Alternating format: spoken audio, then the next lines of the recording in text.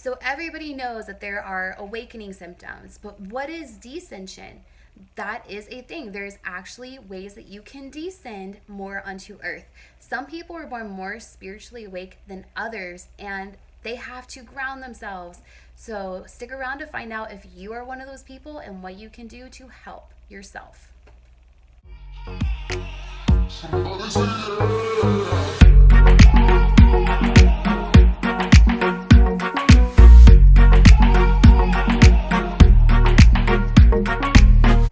Okay, so everybody knows about ascension, but what is descension? Well, descension is the same as what it sounds.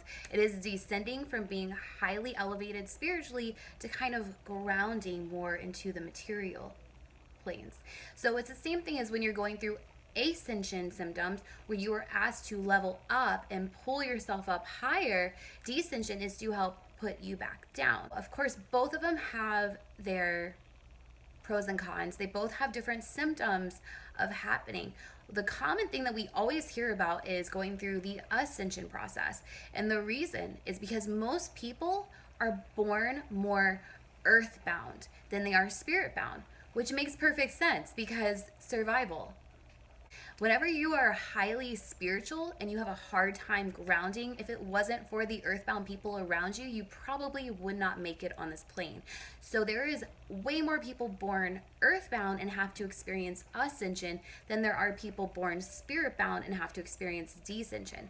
But it is a thing, and there are enough people, especially the ones in the spiritual community, that need to hear this and need to understand the descension symptoms. Now, I do just want to clarify that no matter how awake you were born spiritually, there is always room to grow. And yes, you are still experiencing ascension symptoms as you're experiencing descension symptoms. Life is a constant ebb and flow of up and down. And the more you kind of let that happen and realize that nothing is black and white, nothing is up, down, wrong, or right, then you start to kind of understand how to work with these different energies. But in this video, we are going to focus on what descension is and how you can identify it and how you can process it and the whole thing. So, how do you know if you were born awake or not? So, people that were born awake usually had a tendency to see numerical patterns, entities. They were able to have visions, experience enlightened states of awareness from a very young age. So, we're talking about before spirituality became a trend. These people were already reporting on signs and seeing things that others could not see. And a lot of people born spiritually awake do have this tiny fear of expressing themselves all the way. The difference is this generation that was born spiritually awake, they came in with the mission to wake people up. So this generation was not as afraid as, obviously when people were being burned at the stake or thrown into mental institutions for seeing things.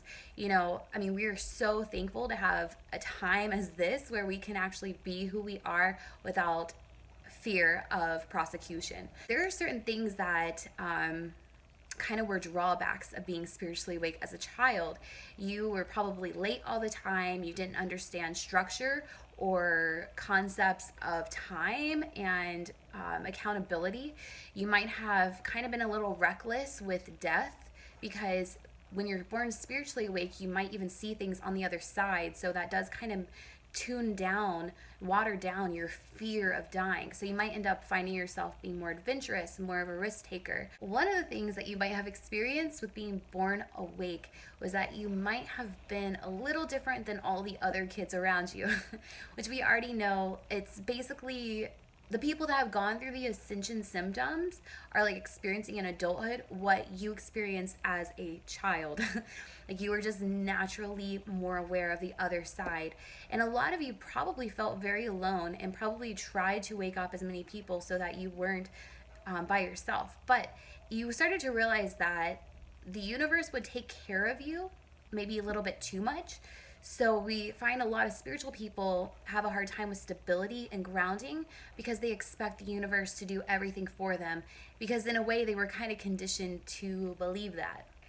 And there's nothing wrong with manifesting. You're supposed to keep doing that. But sometimes if you just kind of let life happen to you and you don't bring your intention, you can really miss out on what it is that you came to this planet to give. So that is why we have to go into descension, because you have to be able to ground yourself to be human. Otherwise, why would you be here? Let's talk about the dissension symptoms. So descension is not an easy process, because I feel like it's like being pulled out of a dream.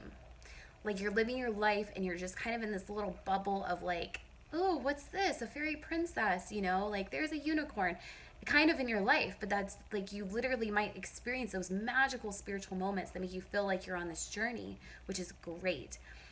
But sometimes life, to get you to ground, will take you through these crazy trials and tribulations to kind of wake you up to the fact that you're human.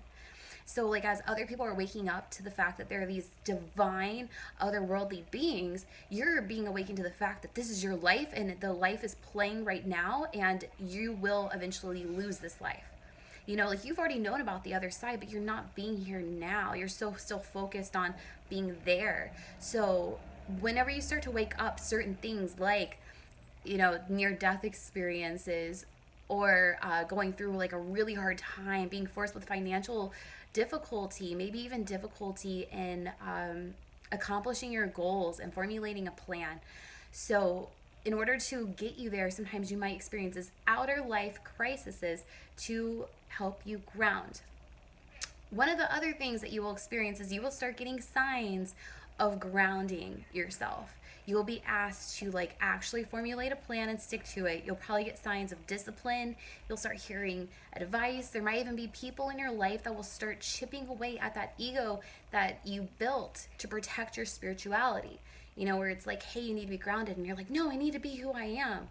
But in a way, like you kind of need to listen so that you can start to do the things that you came here to do. And there's so many ways that you can help ground yourself if you are born more of the spiritual, of the feminine energies. And the ways you can do that is working out will really help you. Moving your body, being involved in the body is such a good way to ground yourself. Another way is to seek help. Like if you need help and you cannot, like you realize that you cannot do this on your own, like it's okay to reach out for someone to kind of look over everything that you're doing, and laying down a plan of action and sticking to it. Even like tiny routines, like if you're going to do a little routine in the morning or at night, that can really help structure you and set you up mentally to be ready to start to implement your intention into the world instead of just receiving this feedback mode. Because when you really look at it, whether you're born spiritually awake or more earthly bound awake, you're playing with the masculine and feminine energies of the universe, and it's just a matter of which one you're more in tune to. But we're all meeting here at this sweet middle spot. So even if you're born awake and someone else is born more material awake, like you guys are meeting at the center. So regardless of what process you are in, if you are ascending or if you're going through a descension, just know that it's all happening for you, and it is to get you to that beautiful sweet spot where you are able to co-create with the universe. I hope you guys really like this little tidbit on ascension and descension. And if you do, then please give me a thumbs up, and please let me know in the comments if you have any questions about it, or if there's any topics that you really want to see on the subject, because I feel like that there's so much that is still untapped in the spiritual community that it's time to start bringing those things forward. So until next week, you guys, I hope you have a fantastic day.